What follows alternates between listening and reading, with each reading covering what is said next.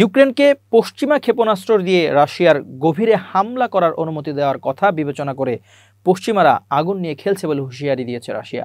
এর ফলে তৃতীয় বিশ্বযুদ্ধ শুরু হতে পারে, যা কেবল ইউরোপের মধ্যে সীমাবদ্ধ থাকবে না বলে মঙ্গলবার ওয়াশিংটনকে সতর্ক করে দিয়েছে মস্কো। গত 6 আগস্ট রাশিয়ার পশ্চিমাঞ্চলীয় কুরস্ক অঞ্চলে হামলা চালায় ইউক্রেনের সামরিক বাহিনী। দ্বিতীয় বিশ্বযুদ্ধের পর রাশিয়ায় সবচেয়ে বড় বিদেশি আক্রমণ হিসেবে মনে করা হচ্ছে কুরস্কে ওই হামলাকে।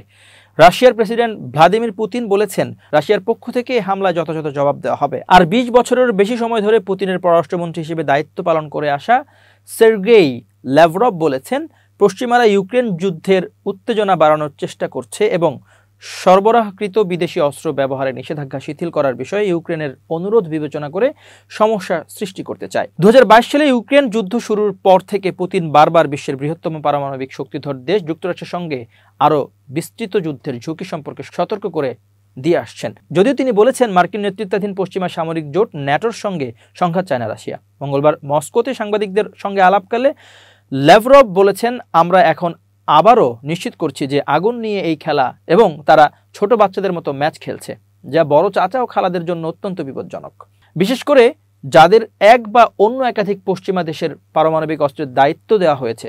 তিনি বলেন, আমেরিকানরা দ্ব্যর্থহীনভাবে তৃতীয় বিশ্বযুদ্ধ সম্পর্কে আলোচনাকে এমন কিছু হিসেবে বিবেচনা করে যে সৃষ্টিকর্তা এটিকে নিষিদ্ধ করেছেন। আর যদি এই যুদ্ধ শুরু হয় তাহলে তা কেবলই ইউরোপকেই একচেটিয়াভাবে ভোগাবে।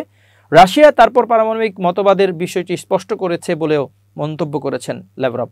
ইউক্রেনের সঙ্গে যুদ্ধ শুরু হওয়ার পর থেকে রাশিয়া বারবার ক্রমবর্ধমান পারমাণবিক ঝুঁকি সম্পর্কে সতর্ক করে আসছে। মার্কিন যুক্তরাষ্ট্র বলছে, মস্কোর এই সতর্কবার্তাকে গুরুত্ব সহকারে নিতে হবে। মার্কিন কর্মকর্তারা বলছেন, তারা রাশিয়ার পারমাণবিক হুমকিতে কোনো পরিবর্তন দেখতে পাননি।